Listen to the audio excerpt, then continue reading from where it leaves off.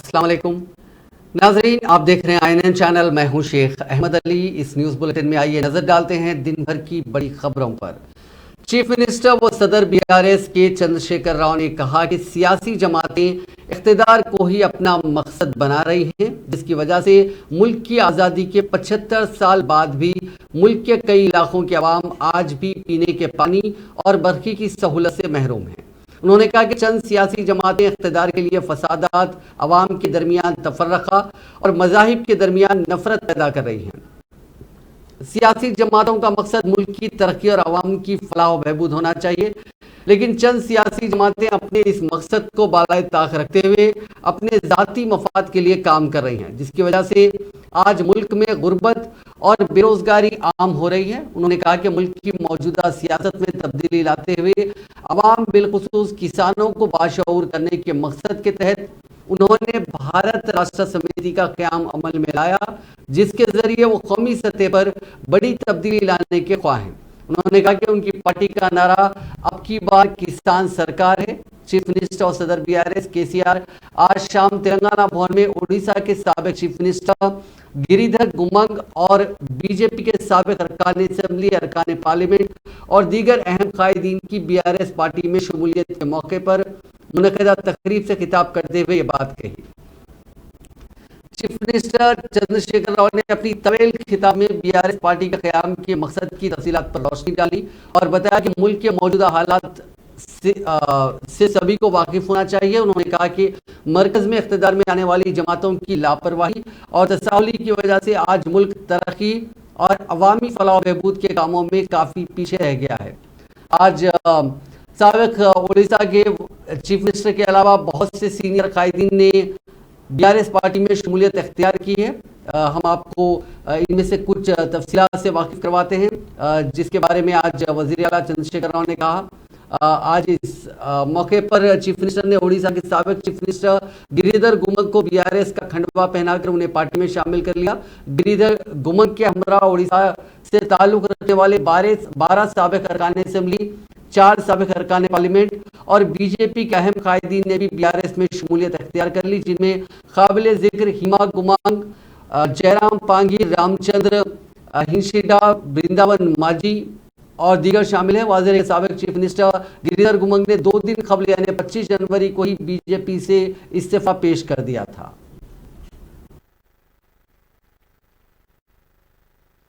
नहीं मिला, एक भी समस्या नहीं सुलझा।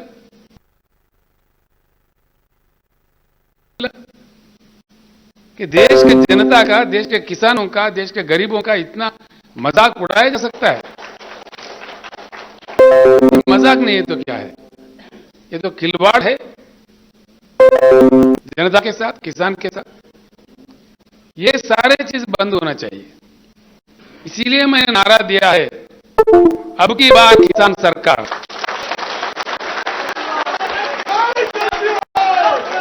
किसान हल चलाना ही नहीं, कलम चलाना भी सीखना चाहिए। आगे चुनाव में हमारा यही नारा होगा। अभी MLA बना चुके हैं, MP बना चुके हैं, मंत्री, मुख्यमंत्री, प्रधानमंत्री, क्या क्या नहीं बनाए। अब हमको ही, किसानों को ही MLA बनाए, MLA चुनना है और देश का खलमदान संभालना है। चलो तब हम देखते हैं कैसा पानी समंदर से नहीं जाते हुए भूभाग में कैसा नहीं आता, पीने का पानी भरपूर, पेट भर पानी कैसा नहीं आता। मैं एक मिसाल देता हूं भाइयों, आप लोगों को, बहनों। 8 साल पहले तेलंगाना में भी बड़ी किल्लत थी, बिजली का भी, पीने का पानी का भी, सिंचाई का पानी का भी। हर चीज के लिए हम भी यहां तरसते थे। जो मन से काम किए, आज यहां पूरा समाधान मिल गया। तेलंगाना के हर घर में, वो आदिवासी हो, बंजारा हो या बंजारा हिल के अमीर हो, सभी को एक ही तरह का पानी हर घर में नल के साथ, पूरे घर में, तेलंगाना के 100% घर में शुद्ध पानी, पोर्टेबल वाटर मिलता है।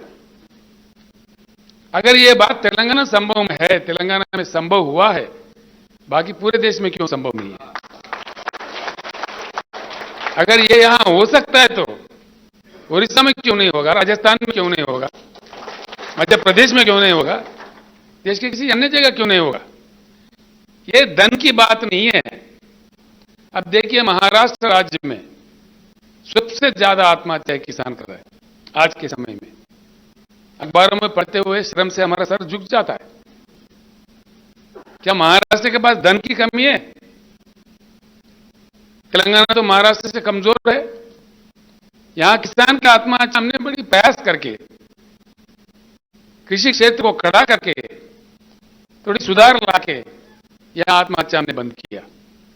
यहां से जो माइग्रेशन था, पलायन था लोगों का, 50% लोग पलायन होते थे महबूबनगर जैसे जिले से, सारे वापिस आ गए, सारे लोग वापिस आ गए। भारत राष्ट्र समिति पार्लिमानी पार्टी का इजलास चीफ मिनिस्टर और बीआरएस के सरबराह चंद्रशेखर राव की जेर सदारत 29 जनवरी को 1 बजे दिन प्रगति भवन में मुनक्किद होगा। ये इजलास लंच के बाद शुरू होगा। पार्लियामेंट बजट सेशन के पेश नजर chief minister Chandrashekar Rao parliament में जेर बहस लाए जाने वाले मसाइल और इख्तियार की जाने वाली हिकमत अमली के ताल्लुक से पार्टी के अरकान पार्लियामेंट को हिदायत देंगे। रियासती हुकूमत ने मजीद 2391 जायदादों पर तकर्रुरात का फैसला किया है। इस सिलसिले में महकमा फाइनेंस ने उन जायदादों पर तकर्रुरात की इजाजत दे दी है। इस बात की इत्तला वजीर फाइनेंस हरीश राव ने ट्विटर पर दी। उन्होंने बताया कि Telangana public service commission, medical and health board, Mahatma Jyotiba Phule Gurukul schools में मखलूआ जायदादों पर तकर्रुरात किए जाएंगे। बीसी गुरुकुल्स में मजमूई तौर पर 1499 जायदादों पर तकर्रुरात किए जाएंगे, जिनमें प्रिंसिपल्स की 10 जायदादें, डिग्री लेक्चरर्स की 480 जायदादें, जूनियर लेक्चरर्स की 185 जायदादें, पीजीटी की 235, टीजीटी की 324 जायदादें। इसके अलावा लाइब्रेरियन की 11, डिग्री कॉलेजेस के लाइब्रेरियन की 37, स्कूल लाइब्रेरियन की 11, डिग्री कॉलेजेस में फिजिकल डायरेक्टर की 20, स्कूल्स में फिजिकल एजुकेशन टीचर की 33, आर्ट क्राफ्ट म्यूजिक की 33, डिग्री कॉलेजेस में असिस्टेंट लाइब्रेरियन की 15, लैब असिस्टेंट की 60, कंप्यूटर लैब असिस्टेंट की 30 और स्टोर कीपर की 15 जायदादें शामिल हैं। इसके अलावा महकमा फाइनेंस ने महकमा इत्तलात और ताल्लुकात आमा में 166 जायदादों पर तकर्रुरात को भी मंजूरी दी है। महकमा इत्तलात और ताल्लुकात आमा में जिन जायदादों पर तकर्रुरात को मंजूरी दी गई उनमें असिस्टेंट इंफॉर्मेशन इंजीनियर की 41, असिस्टेंट पब्लिक रिलेशन ऑफिसर की 16, एडिटर उर्दू की 1, इंफॉर्मेशन टेक्नीशियन की 22, पब्लिक रिलेशन ऑफिसर की 4 और पब्लिसिटी असिस्टेंट की 82 जायदादें शामिल हैं। वजीर स्पोर्ट्स श्रीनिवास गौड़ ने Mahbubnagar district sports stadium ground में अपने वालिदैन वीर नारायण गौड़ और संतम्मा के नाम पर मुनक्किदा असेंबली हल्के सतह के क्रिकेट टूर्नामेंट का आगाज किया। रियासती वजीर ने कहा कि खिलाड़ियों की हौसला अफजाई के लिए हुकूमत दही सतह पर खेलों की सहूलियात तामीर कर रही है, यानी फैसिलिटीज तामीर कर रही है। उन्होंने वाजे किया कि कौमी और बैनुल अक़वामी प्लेटफॉर्म्स पर तमग़ा हासिल करने वाले खिलाड़ियों को नगद इनामात दिए जाते हैं। उन्होंने कहा कि खेलों में नुमाया कारकर्दगी दिखाने वाले खिलाड़ियों को सरकारी मुलाजिमतों में 2% रिजर्वेशन फराहम किया जा रहा है। उन्होंने मशवरा दिया कि नौजवानों को सोशल मीडिया पर आने वाले जहरीले प्रोपेगेंडे की तरफ रागिब नहीं होना चाहिए और सही रास्ते पर चलना चाहिए। उन्होंने नौजवानों पर जोर दिया कि वो डिसिप्लिन के साथ अपनी जिंदगियों को बेहतर बनाएं। उन्होंने बताया कि जिले में एक मेगा जॉब मेला मुनक्किद किया गया और तकरीबन 4500 बेरोजगार नौजवानों को प्राइवेट सेक्टर में नौकरियां दी गई। उन्होंने बताया कि जल्द ही एक और जॉब फेयर का इनेकाद किया जाएगा। रियासती वजीर सीएच मल्लारेड्डी ने जिले मेडचल के कई मकामात में हुकूमत की जानिब से शुरू करदा कंटी वेगू यानी आंखों की रोशनी के प्रोग्राम के दूसरे मरहले के सेंटर्स का इफ्तिताह अमल में लाया।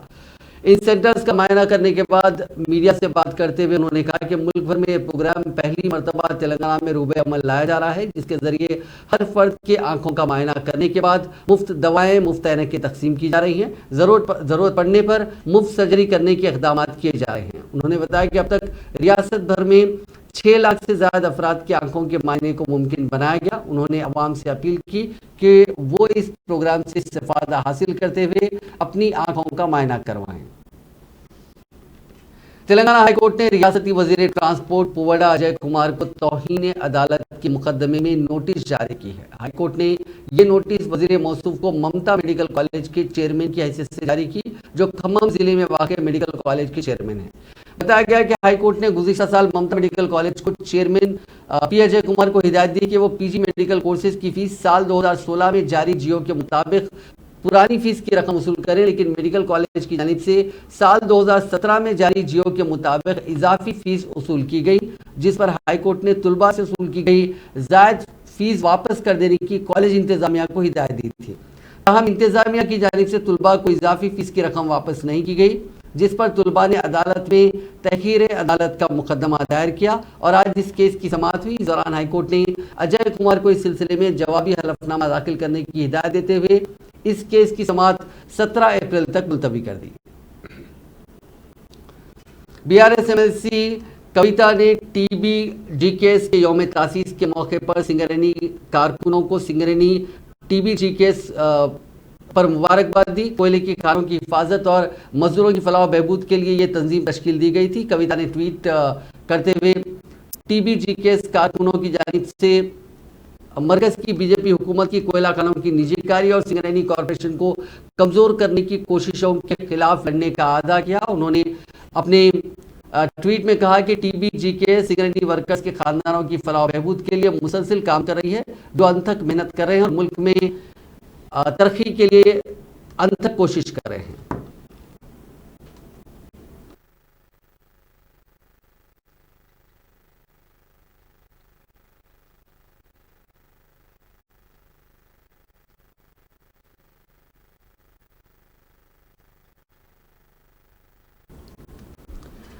एमएलसी के कविता को भारत स्काउट्स एंड गाइड्स और नेशनल गाइड्स का कमिश्नर मुकर्रर किया गया। इंडिया स्काउट्स एंड गाइड्स के डायरेक्टर राजकुमार कौशिक ने बाज़ाब्ता तौर पर यह ऐलान किया है। एमएलसी कविता 1 साल तक नेशनल गाइड कमिश्नर के तौर पर काम करेंगी। 2015 से कविता स्काउट्स एंड गाइड्स की रियासती चीफ कमिश्नर के तौर पर खिदमत अंजाम दे रही हैं और स्काउट्स और गाइड्स के जरिए बहुत से प्रोग्रामों का इनेकाद कर चुकी हैं। कविता ने कहा कि वो स्काउट्स और गाइड्स में मुल्क भर के तुलबा की शिरकत को बढ़ाने के लिए काम करेंगी।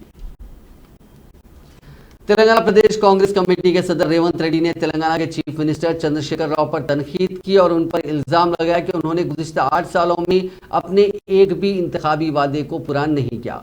रेवंत रेड्डी ने जुम्मे को महबूब नगर जिले के कोडंगल हल्के में हाथ से हाथ जोड़ो मुहिम का आगाज किया। केसीआर पर कोडंगल के खिलाफ साजिश करने का इल्जाम लगाते हुए कांग्रेस लीडर ने कहा कि नारायणपेट लिफ्ट इरिगेशन शुरू करने की जो तजवीज़ रखी गई थी उसे ज़ेरे इल्तिवा रखा गया। विकाराबाद कृष्णा रेलवे लाइन जो यहाँ आनी थी उसे आने से रोक दिया गया, जिसकी वजह से यहाँ सीमेंट के कारखाने नहीं लगे और नौजवानों को रोजगार नहीं मिला। उन्होंने मजीद कहा कि जब कांग्रेस इक़्तिदार में थी तो हमने हर गरीब को हर तरह की मदद फराहम की। केसीआर के इक़्तिदार में आने के 9 साल बाद भी गरीबों को डबल बेडरूम के मकान तक नहीं दिए गए। आपको बता दें कि कांग्रेस की हाथ से हाथ जोड़ो यात्रा 26 जनवरी को यौम जमहूरिया के मौके पर शुरू हुई है। तेलंगाना में ये 6 फरवरी से 60 दिन तक जारी रहेगी।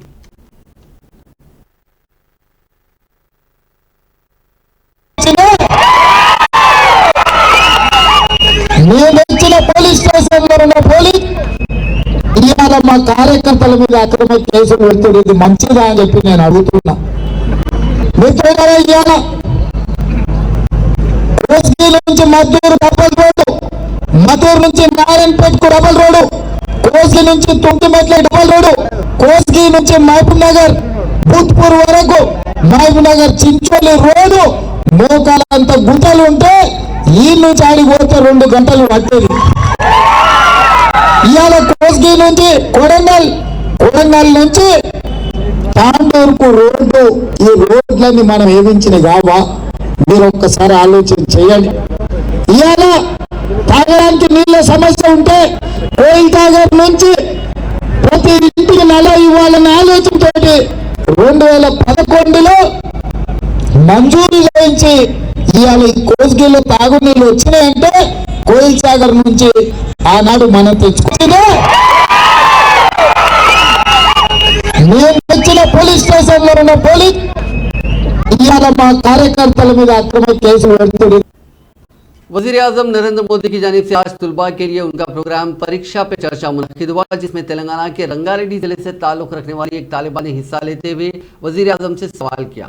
रंगारेड्डी जिले के जवाहर नवोदया स्कूल में ज़ेर तालीम अक्षरा नामी तालिबा ने इस प्रोग्राम में वज़ीर आज़म मोदी से सवाल किया कि मुख्तलिफ ज़बानों पर उबूर हासिल करने के लिए किस तरह की मेहनत करनी चाहिए।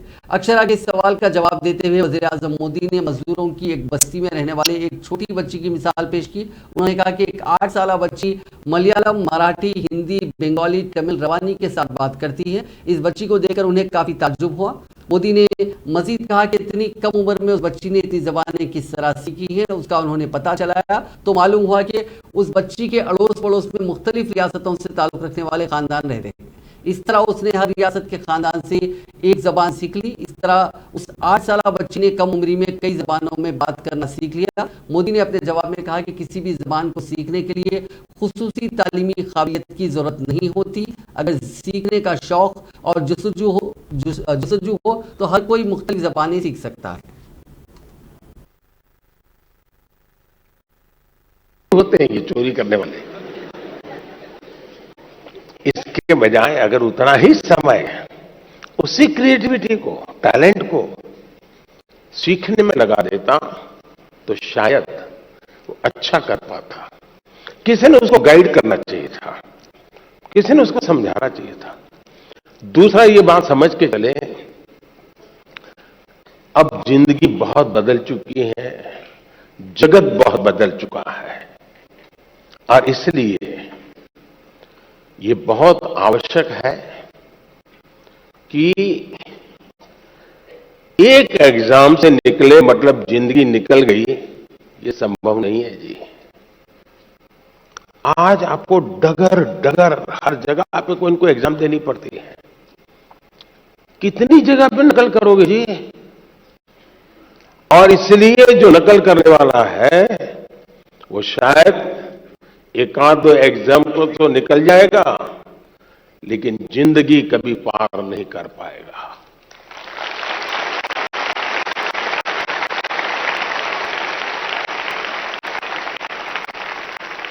नकल से जिंदगी नहीं बन सकती है। हो सकता है एग्जाम में मार्क्स इधर उधर करके ले आए, लेकिन कहीं न कहीं तो क्वेश्चनेबल होगा ही, और इसलिए ये वातावरण हमको बनाना होगा। बीजेपी लीडर विजय शांति ने कहा कि तेलंगाना रियासत गलत शख्स के हाथ में चली गई है। उन्होंने कहा कि अगर वजीर आला चंद्रशेखर राव को दोबारा इख्तियार दिया गया तो ऐसी सूरत हाल पैदा हो जाएगी जहां रियासत के लोग जिंदा नहीं रह सकेंगे। उन्होंने कहा कि केसीआर एक जहरीले सांप की तरह है और रियासत की आवाम से आने वाले इंतखाबात में वोट देने से पहले सोचने की अपील की। विजय शांति की सियासत में दाखिले के 25 साल मुकम्मिल होने के मौके पर जुमे को मना रामुलमा राज्य के प्रस्थानम किताब का इजरा किया गया। इस प्रोग्राम में बीजेपी के रियासती इंचार्ज तरुण चुग, रियासती सदर बंडी संजय, मरकजी वजीर जी किशन रेड्डी, रुकने पार्लियामेंट डॉक्टर के लक्ष्मण, साबिक एमपी विवेक वेंकट स्वामी और कई दूसरे लोगों ने शिरकत की। विजय शांति ने इस मौके पर कहा कि केसीआर की अदम तहफ़्फ़ुज़ में इजाफा हुआ। उन्होंने कहा कि जब तेलंगाना का ऐलान किया गया तो केसीआर ने उन्हें पार्टी से मुअत्तल कर दिया था। उन्होंने इल्ज़ाम लगाया कि केसीआर ने उन्हें इंतखाबात में हराने की कोशिश की। उन्होंने कहा कि वो रियासत की तरक्की के लिए मुसलसल काम करती रहेंगी।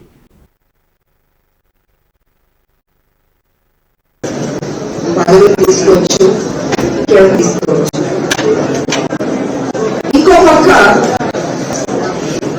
తెలంగాణ అన్నది నా మైండ్ లో ఉంది. అది నా చిన్నప్పటి నుంచి నా తల్లిదండ్రులు నాకు ఇక తెలంగాణలో జరిగిన అన్యాయాల గురించి, అడగబడ్డ తెలంగాణ, రక్తపాతంగా ఉన్న తెలంగాణ, ఒక నిజాం దగ్గర బానిసగా ఉన్న తెలంగాణ అని ఇలా అనేక విషయాలు నాకు చిన్నప్పుడు చెప్పడం జరిగింది. ఏమో తెలియదు, నా మైండ్ లో ఎప్పుడో ఉండిపోయింది. నేను చిన్నపిల్ల, ఆ తర్వాత సినిమా నటిగా సాగుగా 43 ఏళ్ళు సినిమా జీవితానికి సేవలు అందించుకుంటాను. ग्रेटर हैदराबाद म्यूनिसिपल कॉरपोरेशन ने सिकंदराबाद की मिनिस्टर रोड पर आतिशज़दगी के शिकार कमर्शियल कॉम्प्लेक्स को मुकम्मल तौर पर मुनज़्ज़म करने के इक़दाम तो शुरू कर दिए हैं। ताहम जुमे को चंद मसाइल की वजह से इन्हदामी कार्रवाई को सुस्त रफ्तारी से अंजाम दिया गया। जुमेरात 19 जनवरी को आतिशबाजी के वाक़े में 5 मंजिला इमारत नाकाबिल इस्तेमाल हो गई है। इस हादसे में 3 नौजवान जिंदा झुलसकर हलाक हो गए थे, जिनमें से एक नौजवान का ढांचा बरामद कर लिया गया और दूसरे 2 नौजवानों के बाकियात को तलाश किया जा रहा है। जेएचएमसी के जराये ने बताया कि मुहिम आतिशबाजी के बाद ये इमारत कमजोर हो गई है और बड़े क्रेनों की मदद से इमारत के कॉलमों को मुनज़्ज़िम करने के अमल का जुमेरात की शब आगाज किया गया और कल रात भर ये काम जारी रहा। ताहम कई फनी वजूहात की वजह से इमारत को मुकम्मल मुनज़्ज़िम करने में ताख़ीर हो रही है। जेएचएमसी के ज़राये ने बताया कि जुमे को अली सुबह इंहिदामी कार्रवाई दोबारा शुरू की गई, क्योंकि कल निस्फ शब के बाद इमारत में एक मकाम पर आग दिखाई दी। इंहिदामी कार्रवाई के अमल में जिन वजनी और बड़े क्रेनों का इस्तेमाल किया जा रहा है, उनमें आग बुझाने के आलात भी मौजूद हैं, जिनकी मदद से फौरी तौर पर यह आग बुझा दी गई और इंहिदामी काम जारी रखा गया। एहतियाती इक़दाम के एक हिस्से के तौर पर Deccan Netware sports accessories building को जाने वाली बड़ी सड़कों को बंद कर दिया गया था। इस इमारत से मुतसिल दूसरी कमर्शियल इमारतों में भी सेफ्टी का ख्याल रखा गया, ताकि आतिशबाजी से मुतासरा इमारत के मुकम्मल इंहिदाम के बाइस मुतसिल इमारतों को कोई नुकसान ना हो। जेएचएमसी के सीनियर ओहदेदार इंहिदामी कार्रवाई की रास्त निगरानी कर रहे हैं, क्योंकि इस इमारत से मुतसिल भी कई दूसरी इमारतें हैं जिन्हें इंहिदामी कार्रवाई के दौरान नुकसान पहुंचने का अंदेशा बरकरार है।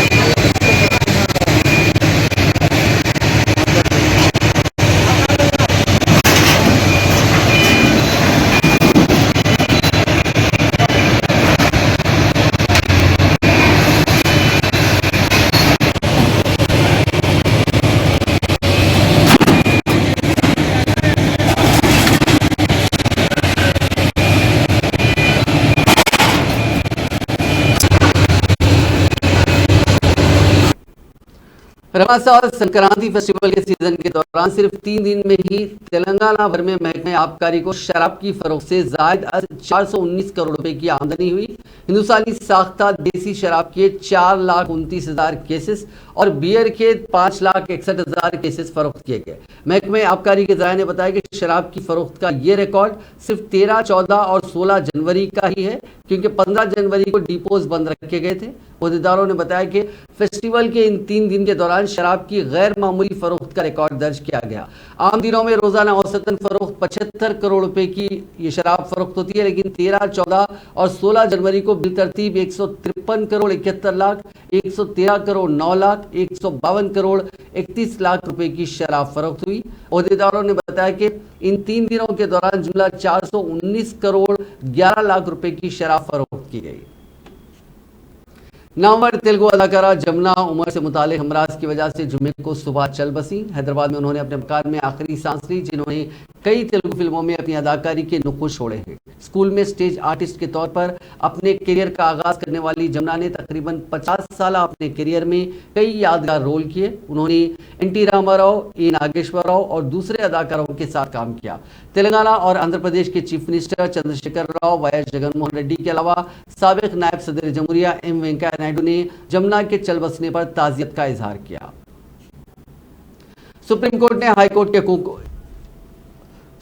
हाईकोर्ट के एक हुक्म के खिलाफ हुकूमत आंध्र प्रदेश की दाखिल करदा अपील पर समाअत से इनकार कर दिया, जिसके जरिए रियासत से कहा गया था कि उसे कानून के तहत जिला कर्नूल में आहूबलम मठ मंदिर के लिए एक एग्जीक्यूटिव ऑफिसर के तकर्रुर का कोई इख्तियार नहीं है। जस्टिस संजय किशन कौल की जेर क़यादत एक बेंच ने हुकूमत आंध्र प्रदेश की नुमाइंदगी करने वाले वकील से कहा कि वो मजहबी अफराद को इस मामले से निपटने दें। आला अदालत ने कहा कि आंध्र प्रदेश को इस मंदिर के लिए एग्जीक्यूटिव ऑफिसर के तकर्रुर का अज़्र कानून कोई इख्तियार नहीं है। रियासती हुकूमत के वकील से अदालत ने कहा कि माफ कीजिए, दस्तूर की दफा 136 के तहत हर केस में हमें कानून की यकसुई करने की कोशिश की कोई जरूरत नहीं है। दलाइल की समाअत के बाद अदालत इज़्मा ने हाईकोर्ट के हुक्म के खिलाफ रियासती हुकूमत और दूसरों के दाखिल करदा अपीलों पर समाअत से इनकार कर दिया। Director general police Telangana Anjani Kumar ने narcotics, drugs and psychotropic substances और तहकीकाती तरीक़ेकार पर एक रोज़ा तरबियती प्रोग्राम का इफ्तिताह किया, जिसका एहतमाम एडिशनल डीजीपी सीआईडी हैदराबाद ने किया था। डायरेक्टर जनरल पुलिस ने एनडीपीएस केसेस में सजाएं दिलवाने की अहमियत के ताल्लुक से शुरा को वाकिफ करवाया और उन्हें ड्रग्स के केसेस से मुतालिक मोहनलाल केस में सुप्रीम कोर्ट के फैसले की तफसीलात से भी वाकिफ करवाया। अंजनी कुमार ने एक रोजा तरबियती प्रोग्राम के इनेकाद पर सीआईडी के इक़दाम की सताइश की।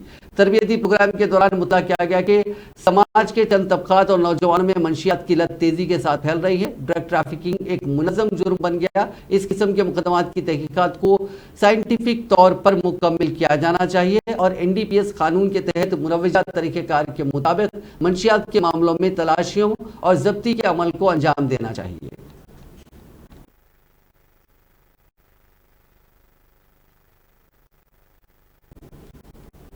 Hyderabad city police commissioner C V Anand ने जुमे को सोमाजीगुड़ा प्रेस क्लब हॉल में Hyderabad union of working journalist के जरिए तैयार करदा मीडिया डायरी 2023 की नकाब कुशाई की। इस मौके पर बात करते हुए सीवी आनंद ने कहा कि उनकी मीडिया से तकरीबन 40 साल की वाबस्तगी है। उन्होंने कहा कि मीडिया बाज़ अफसरान की जानिब से की जाने वाली गलतियों की निशानदही करने में अहम किरदार अदा करता है। मीडिया के इनपुट्स की बुनियाद पर गलतियों में सुधार भी किया जा सकता है। उन्होंने मीडिया प्रोफेशनल्स को मशवरा दिया कि वो आम लोगों का एतमाद हासिल करने के लिए बड़ी ही जिम्मेदारी और अखलाकियत के साथ काम करें। इंडियन जर्नलिस्ट यूनियन के सदर के श्रीनिवास रेड्डी, आंध्र प्रदेश हुकूमत के मीडिया मुशीर डी अमर, टीयूजे के जनरल सेक्रेटरी विराहत अली और दीगर सीनियर सहाफ़ी इस प्रोग्राम में मौजूद थे। हैदराबाद के ईस्ट जोन डीसीपी ने आज एक प्रेस कॉन्फ्रेंस करते हुए खुलासा किया कि एक inter state attention diversion gang को गिरफ्तार किया गया है। ये गैंग हीरो से मुतालिक धोखाधड़ी में मुलविस थी। इस गैंग के कब्जे से 18 लाख रुपए मालियत के हीरे भी जब्त किए गए, 3 सेलफोन भी जब्त किए गए। जुमला 4 केसेस इस गैंग से मुतालिक हल किए गए।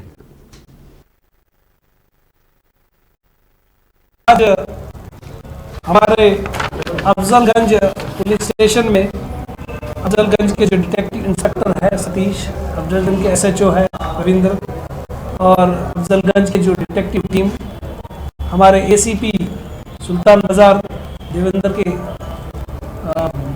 दिशा निर्देश में उन्होंने एक जो हमारे पास 26 तारीख को एक वाकया हुआ, एक इंसिडेंट हुआ जिसमें कि एक जो सूरत के बिजनेसमैन थे उनको ठगी करके अटेंशन डाइवर्जन करके उनसे 18 लाख का 24 कैरेट डायमंड कोई लेके चले गए थे।